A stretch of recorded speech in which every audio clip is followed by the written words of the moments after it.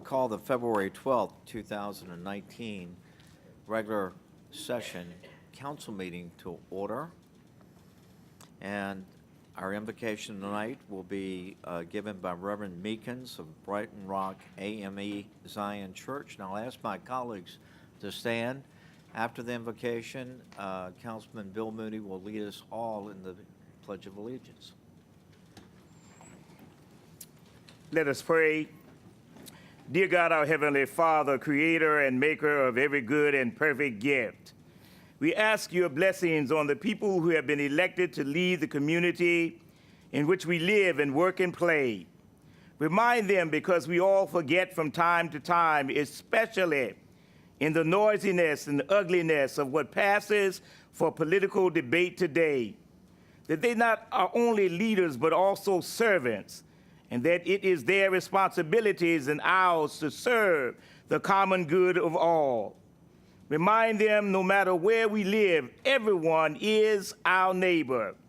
And that throughout the ages, the prophets have called the leaders of the people to respect and protect the least of those among us, our children, the elderly, the poor, those who are hungry, those who are homeless, those who are ill in body, mind, or spirit, the strangers and immigrants in our midst, those who live on the margins, those who are alone, those who are forgotten. Grant them and us the wisdom and courage to know and do what is right and good and true. May they and we speak out when it is time to speak out, and listen patiently and respectfully when it is time to listen.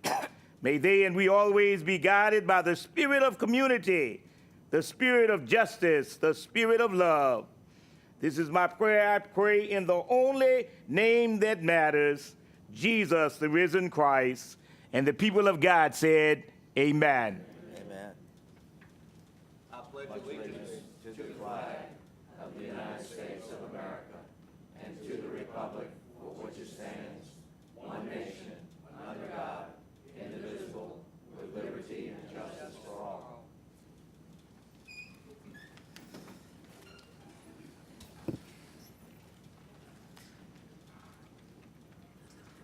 We'll have a electronic roll call, and please indicate your presence tonight by hitting the yes button. And Madam Clerk, we have a quorum and 100% attendance. Yes, sir.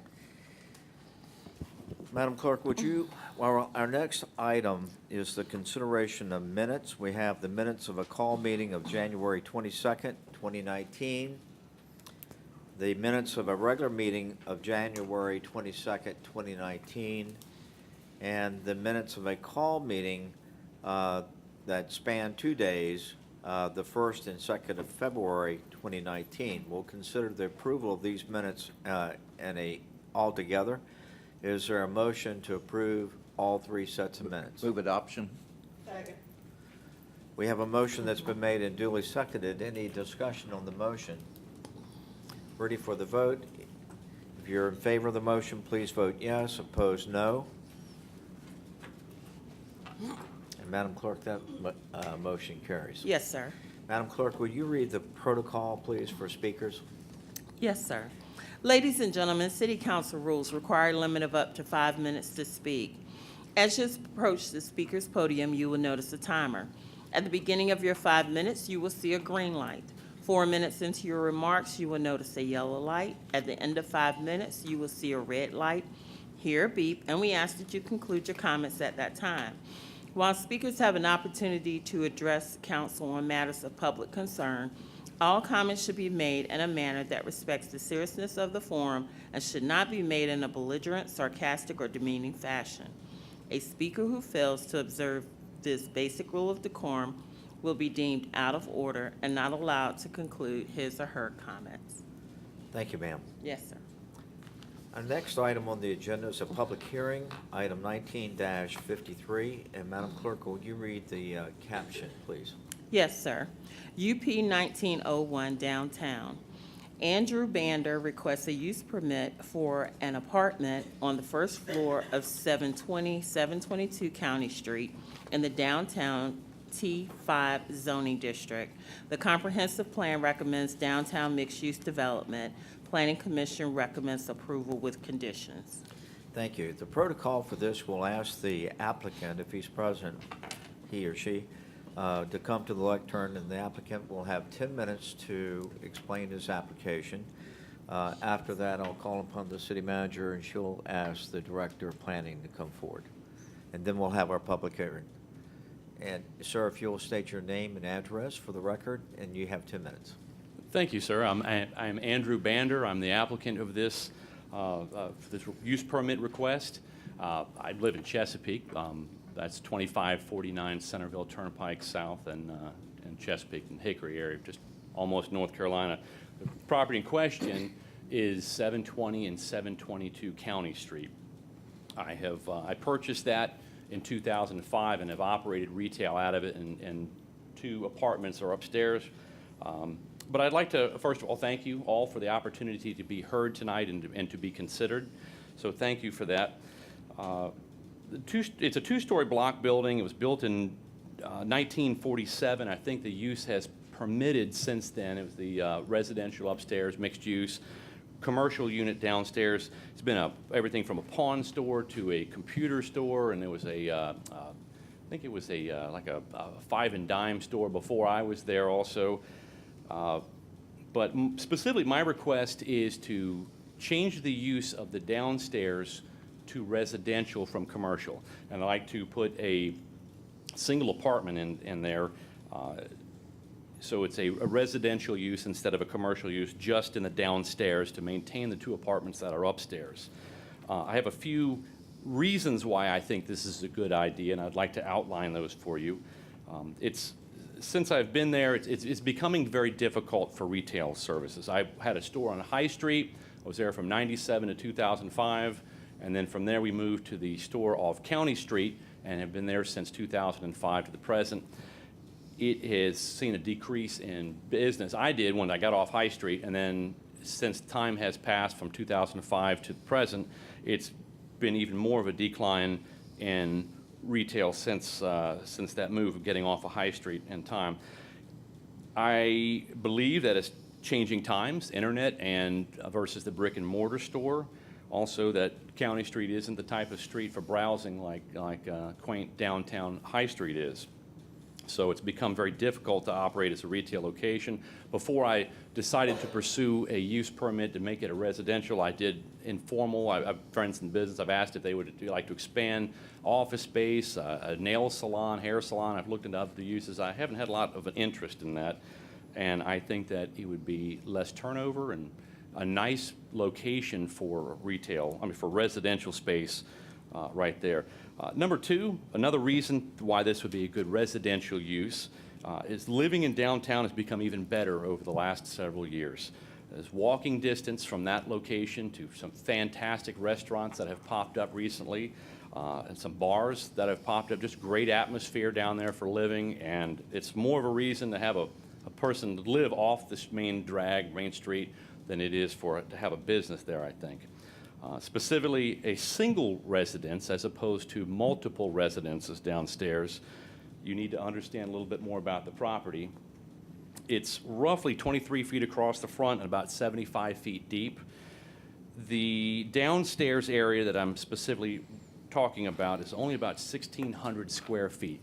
The reason for that is that there's a common area downstairs that leads up to the 2nd floor. If you look at the slide right there, the door on the right-hand side is a hallway, and then a set of stairs that goes up front. In the process, I don't have specific plans yet, but that hurricane door in the front will probably come off. What you would see there is a door, a second door to the left, and a commercial window in the center. Probably will keep those pending approval from the Downtown Design Committee, and the building permit would be a single metal door and probably maintain the window there. That's still in the planning, but it'd be more appealing. But what you have downstairs is about 1,600 square feet. To put multiple units in there, you're going to require more common area, and what you're looking at, even with an efficient floor plan, is going to leave only 450 to maybe 550 square feet for apartments. I'd rather have something nice than have a bunch of efficiencies that are going to have higher turnovers. So I think that a single apartment for these reasons, is a good use downstairs. In conclusion, 722 County Street is a difficult retail setting, but in today's Portsmouth, I think the property can make a fantastic living space. It's very quaint, exposed brick inside. It has a lot of potential. So for these reasons, I respectfully request the council approve my request to allow a single residential use apartment in downstairs 722 County Street. Thank you, sir. Thank you. Any member of council have a question for that? Thank you, sir. Thank you. Dr. Patton? Yes, Mayor, Vice Mayor, members of council, Mr. Baldwin will come forward.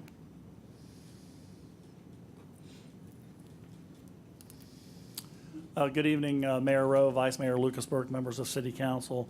The application you had before you did go to the Planning Commission for public hearing. The public hearing was held on January the 15th.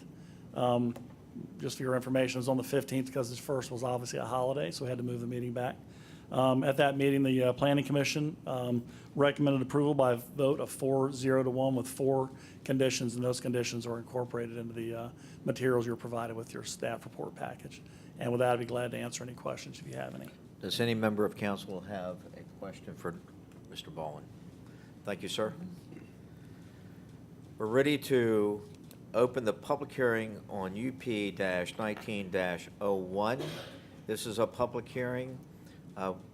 When I open the public hearing, if you desire to speak, you'll have 5 minutes. Please come to the lectern, state your name and address, and again, you will have 5 minutes. You don't have to be signed up. And I now open the public hearing. Anybody in the audience desiring to speak at this public hearing? Any speakers? With that, I'll close the public hearing, and it's now before council for our consideration, and so that we can consider this, is there a motion to approve? Motion to approve. We have a motion that's been duly made and seconded. Any discussion on the motion?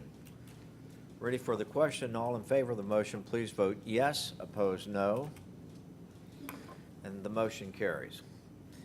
Which brings us to the city manager's report, item 19-54, the consideration of an ordinance, a certain ordinance. And would you read the caption of the ordinance, Madam Clerk?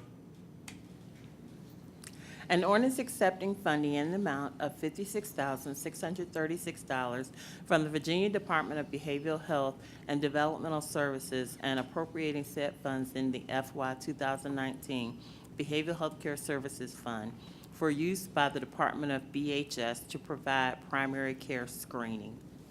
So that we may consider this matter, is there a motion to adopt the ordinance? Move for adoption. Is there a second? We have a motion that's been duly made and seconded. Any discussion on the motion? All in favor of the motion, please vote yes. Opposed, no. And Madam Clerk, that motion carries. Which brings us to item 19-55, which is the consideration of another ordinance. And Madam Clerk, will you read the caption of that ordinance, please? Yes, sir. An ordinance authorizing the transfer of $93,500 from the FY 2019 general fund budget to the FY 2019 grants fund budget for use by the Portsmouth Police Department for the purchase of bulletproof vests. So that we can consider this matter, is there a motion to adopt the ordinance? Move for adoption. Second. We have a motion that's been duly made and seconded. Any discussion on the motion?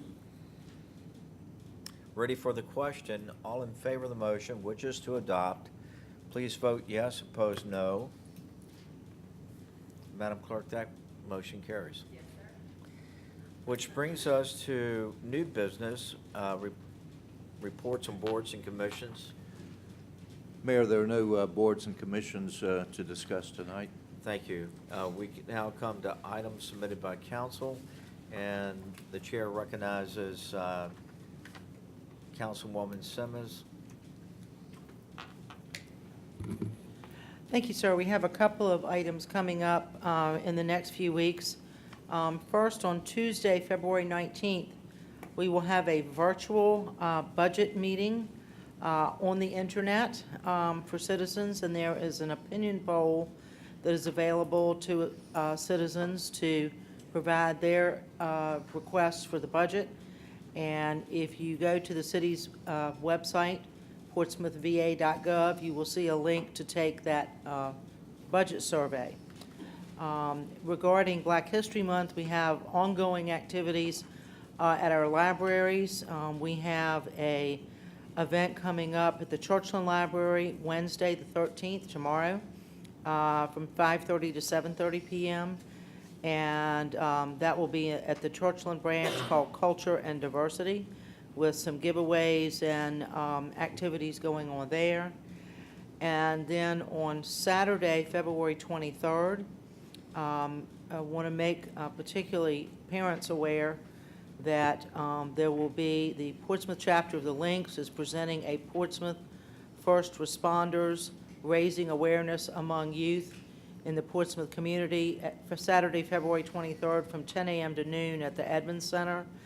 And there will be speakers, Michael Moore, our sheriff, Captain Terrell Smith from the fire department, and Sergeant Tim Northern from the police department. It will be moderated by Ed Brown from the Portsmouth Public Schools, Tracy Chisholm from 104.9 FM radio, and Lucretia Mason Underdew from the Portsmouth Public Schools Guidance Department. That's Saturday, February 23rd from 10 to noon at the Edmonds Center. And then just for placeholding on your calendar, remember that Friday, April 5th at 12 noon, our mayor will give the annual State of the City address. That is a regional event sponsored by the Hampton Roads Chamber of Commerce. That is a ticketed event for lunch at the Renaissance Hotel. And that's it. Thank you, ma'am. The chair recognizes Vice Mayor Lucas Burke. Thank you, Mayor.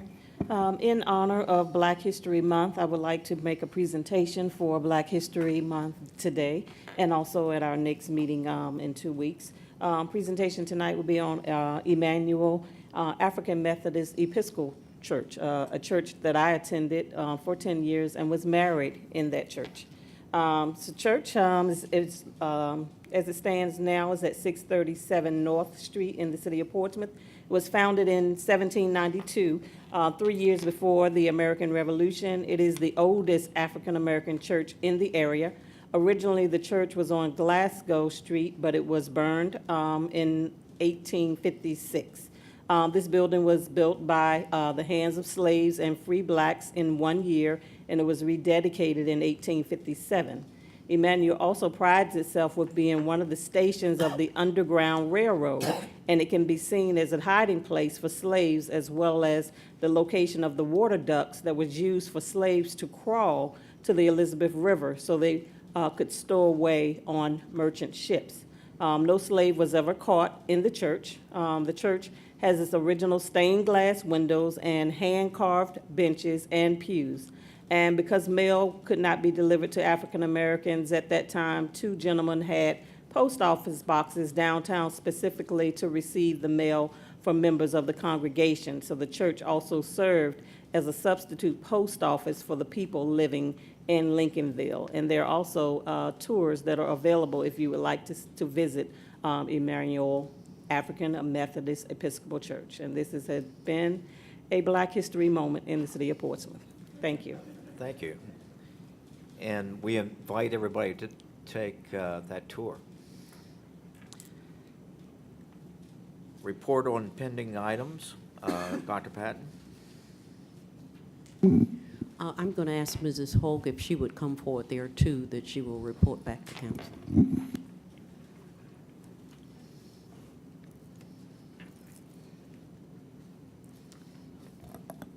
Good evening. I'd like to give you the non-agenda speaker report for January 22nd, 2019. There were 5 non-agenda speakers. 2 speakers required action by staff.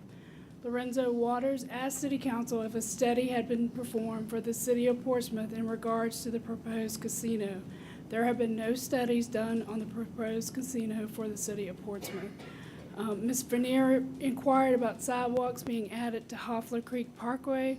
Sidewalks in this area will be considered in the upcoming 2020 capital improvement projects budget. And that concludes my report. Thank you, ma'am. Our next item, item 19-59, non-agenda speakers. And our first speaker is Lorenzo Waters, and sir, you have 5 minutes.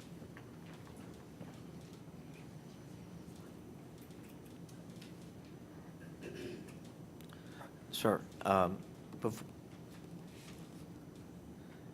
member of council is asked to be recognized before we go to. If you'll beg me just a moment, sir, we forgot something very important. Okay. To mention an upcoming item. You don't have to go too far, sir.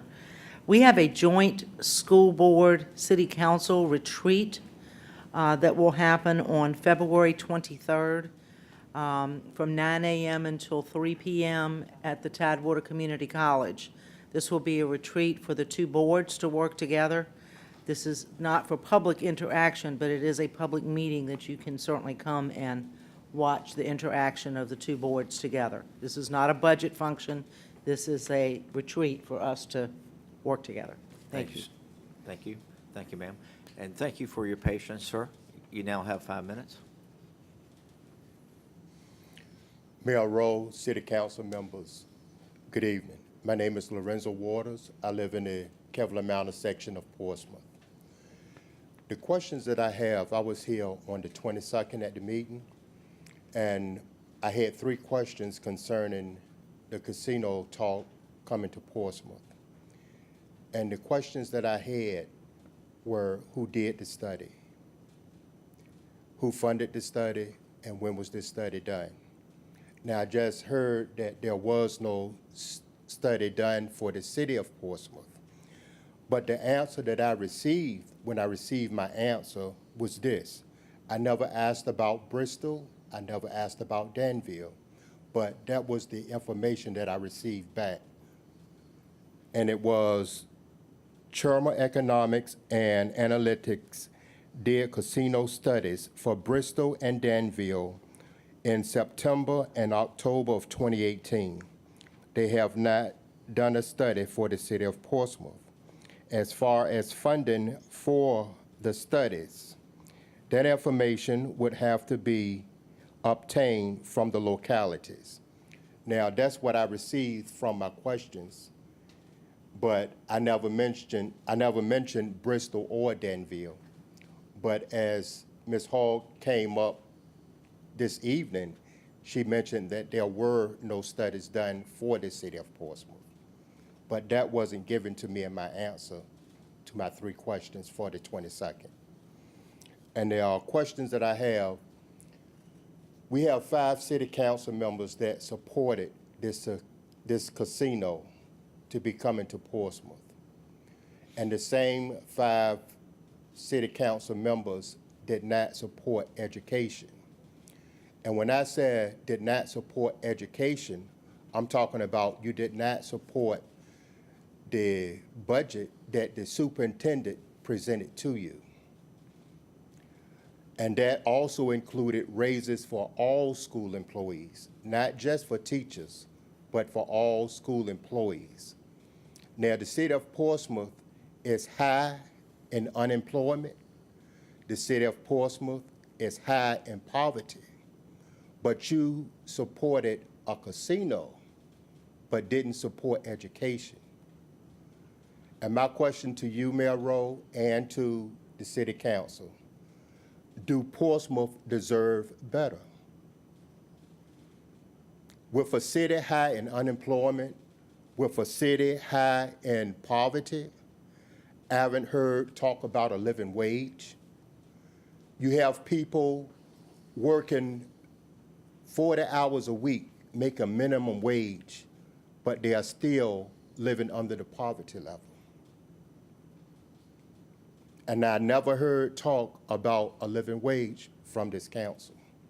But you did support a casino. And we also know that the budget is coming up for the schools. Will you support the schools in this budget? Will you, or I should say, would you support the budget that the superintendent will present to you? That's all I have. Thank you, sir. The next speaker is Clyde Toller, and sir, you have 5 minutes.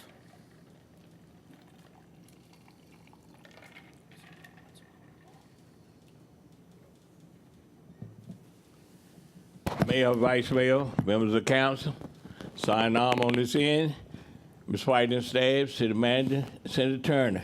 Clyde Toller, 1029 Blair Street. I live in Parkview. Now, you got those Valentines. Hey, I gave them to the ladies, because Valentine for ladies, sweetheart. But men, you get a Valentine to your wife, that ain't for you. I don't get no men no Valentine. So anyway, all you good ladies at home, see me up here, I'll be your Valentine. I ain't but 29 years old. I'll be your Valentine, so just give me a call. I'll do the best I can for you. But anyway, it's good to see y'all here. Welcome aboard, you two new council members. What I would like to bring before you today, I think, Mayor Rowe, you did a good job up there at Richmond. You didn't take no sides with this little scramble mess. But I want the peoples to understand something. We all, I don't care what color you is, you done said nasty words. I have, and you have. So don't be knocking the governor and all those people for what they have did years ago. So I'm so glad all of mine I know is dead just about, so that if I run someday, he gonna be putting me in no trick. Because they all about dead. Ain't too many of us over 90 years, 92. But anyway, regardless of what you do or what you say, face it, this mess been going on for years and years, and it's gonna continue. Because when you get with your race, you guys, me, with mine, and we all talk about the white eyes, and you know what we do. And sometimes we have to look around now because we got a lot of integrated marriage, you know, and so you be done said something and hurt somebody's feelings, but you know, when you get together, you say things. I know every dirty word that you can name for every race. Yeah, I use them, and they use good one on me. They call me savage and things, but that's all right. I'm still here, though. They ain't hurt me.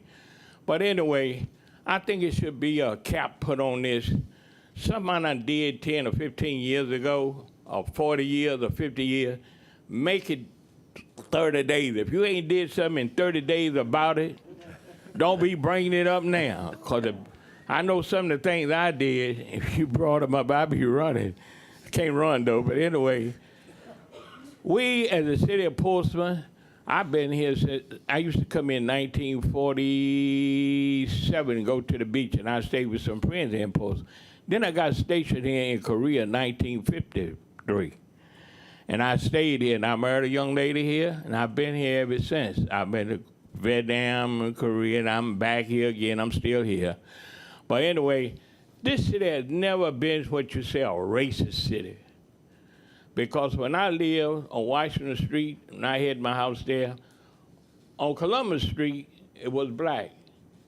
On South Street, it was white. Didn't have no fence. We used to cook. Everybody cut grass together, had barbecue.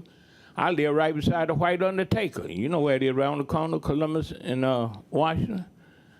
Used to be a funeral home right there on the corner. White, across the street from me over there, that little soldier that was married to a white lady right here in Portsmouth.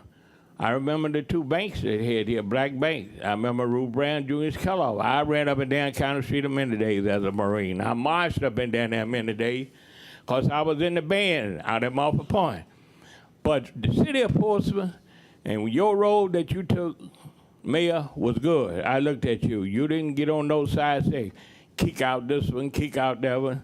Because if you look at all of it, you done did something, you ain't gonna tell me, you ain't gonna tell nobody. But I'm gonna tell you, if I married to somebody and I found out this went on and they ain't told me about it, I'd be walking down the street, I think I'd be ready to walk away from you. I don't think I could take that, not at this time. But anyway, let's bear all this prejudice, man, leave it up there in Richmond. The governor, everybody's doing a good job, so we voted for him, keep him in there. I'm not gonna sign out that piece to nobody, and I'm not gonna run for anything. But I want you to take in mind, I don't see the chief here, but sign on, somebody check out where the school be getting out. These people don't pay no attention that 25 miles an hour. And I slowed down, and they were honking at me, and then the lady got by me, she did, you know, one of them finger jobs on me. And no one rolled down to one and said, oh, man, why don't you go home somewhere? But I'm not going to. I see kids running across way up High Street where they, up there by the canal, you know where they cross there? Put somebody up there to do something about that. Thank you. Thank you, sir. Our next speaker is Donna Sy. Ma'am, you have 5 minutes.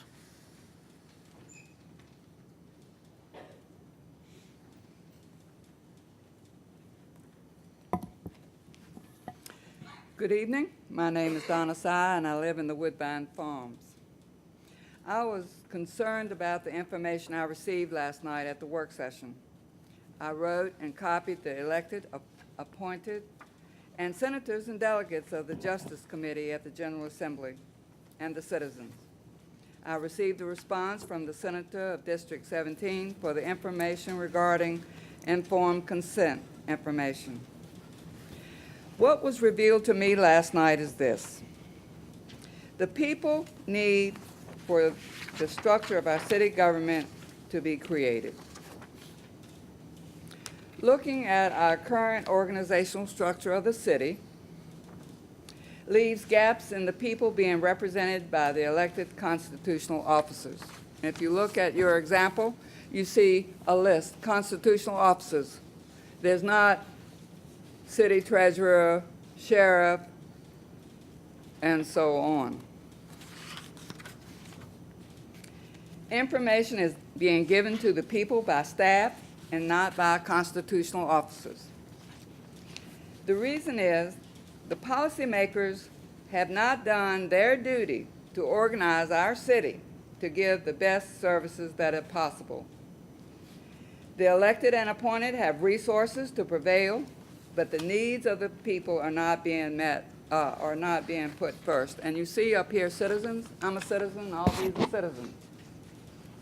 All right? We are first, but we're not being first. The departments need to have the boards and commissions attached to them. You don't have any boards or commissions attached to these departments so that you have communication. All departments and constitutional officers need to have an organizational chart for review by the people. So each constitutional officer needs to have a completed organizational chart so that we, the people, know who's doing what and who we can talk to. The communication lines need to be set up so that we, the people, have control over our city. All Civic League presidents need to know what is going on in the city at all times. And we, the people, need to show that we have a voice in the city and that we are listened to when we refuse to give our consent. Thanks for listening. Thank you, ma'am. Our next speaker is Mark Odolgi-Yotrowski, and sir, you have 5 minutes.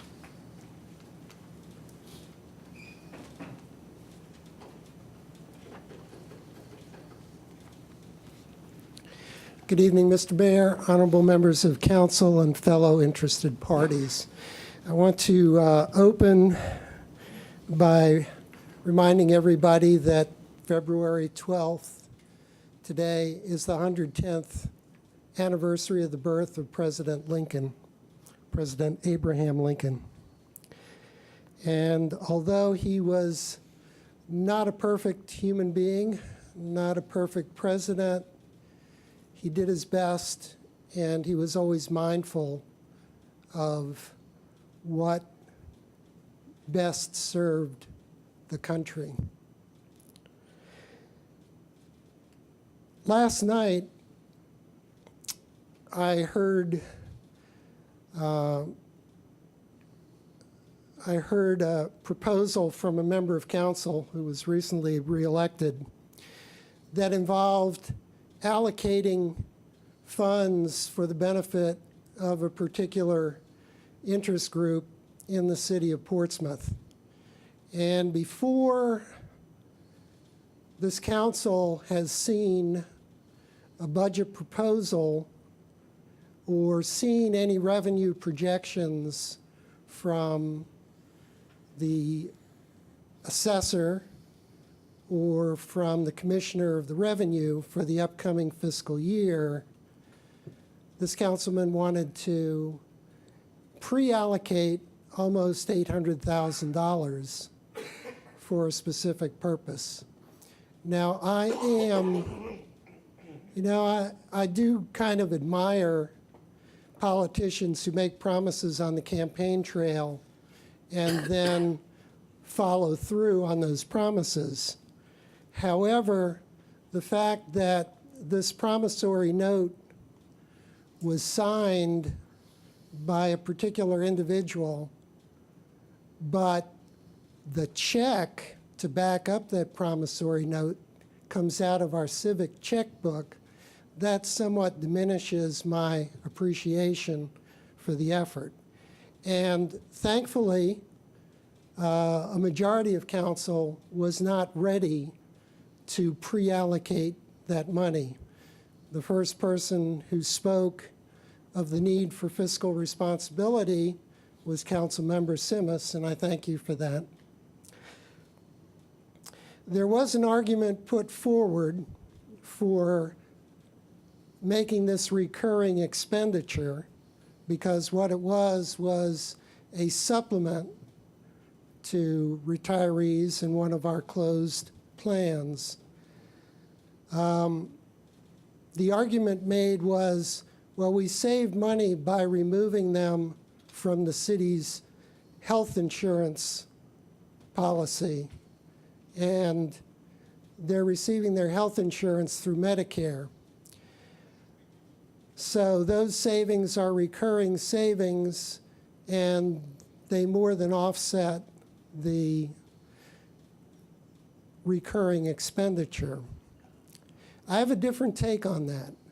When you have had a period of minuscule revenue growth, savings are a way to boost the fiscal stability of our city. And Medicare is not to be sneered at. There is a group of Democrats in the Congress who have been advocating Medicare for all. I myself have been on Medicare for 4 years and have found it meets my health insurance needs quite well.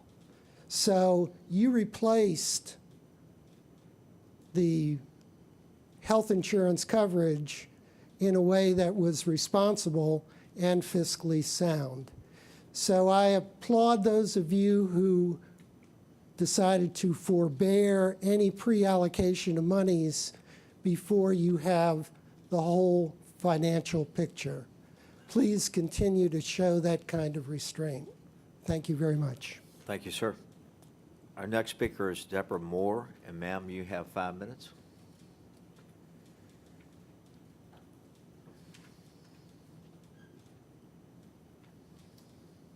Mr. Mayor, council members. My name's Deborah Moore. I live in the Western Branch section of Chesapeake, but I work in Portsmouth. And I'm here to address the safety of the intersection at Willett Drive and West Road. My friend and coworker was hit by a car crossing that My friend and coworker was hit by a car crossing that intersection to go to work. Many of us park in a parking lot over there and have to cross that intersection, and the intersection is pointed out here. It's a very wide intersection. You cross 5 lanes of traffic to cross that street. There's not good signage that it's a pedestrian crosswalk. It is white lines, but people don't seem to know what that means. Nobody is going 25.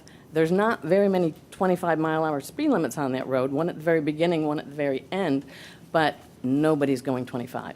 And in areas around a hospital, frequently there's big pedestrian crosswalk signs in the middle of the intersection.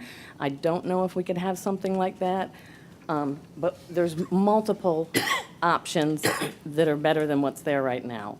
At 7 o'clock in the morning and 3:30 in the afternoon, there's a lot of people crossing that street, and there's also a lot of traffic.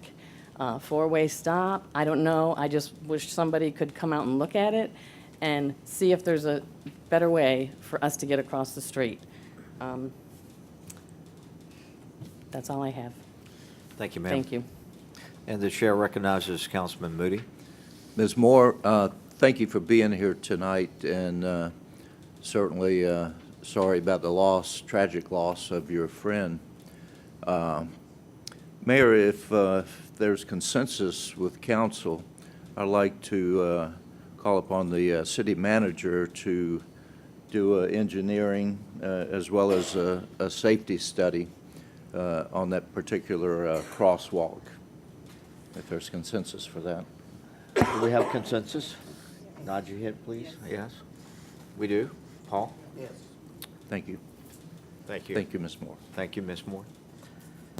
Our next speaker, I apologize in advance if I mispronounced the name, Liana Kebrel. Ma'am, you have 5 minutes. And I know I mispronounced your name. I apologize. You aren't the first person, won't be the last, sir. My name is Lena Crabiel. I live in the Great Bridge area of Chesapeake. First and foremost, thank you, Mayor Rowe and Portsmouth City Council members for allowing me to speak this evening. On December 6th, my daughter, Jessica Christine Crabiel, was going to work at Bon Secours Maryview Medical Center on her 30th birthday. Jessica had been an employee at Maryview Medical Center in the laboratory department for 4 years since she began in 2014. At 6:56 a.m., my daughter was struck by a woman driving at the car at the crosswalk. My daughter passed away on December 7th, 2018 at 5:50 a.m. from her injuries. I'm asking City Council to please consider the safety of the employees of Bon Secours Maryview Medical Center by addressing the lack of signage, lighting, and possible speed bumps at the crosswalk. The employees are here to serve the citizens of Portsmouth in a healthcare capacity. It is to the benefit of these Portsmouth citizens that we protect these employees. I ask you, the members of the Portsmouth City Council, to please consider the safety of these employees and address the issue and take action so no other parent has to live through the grief and pain of losing their child, their only child, as I have. Thank you. Thank you, ma'am. And as you know, we've asked the city manager to do an engineering and safety study of this. And I do appreciate that. Yes, Thank ma'am. you. We're sorry. This concludes, Dr. Patton? Mayor, if I could ask Mrs. Holt to please get our speakers. Will you speak into your mic, please? Mayor, Vice Mayor, members of council, if I could ask Mrs. Holt to please get our speakers' information so that we can keep her apprised of the study that we will conduct. Thank you. No further business. We're adjourned.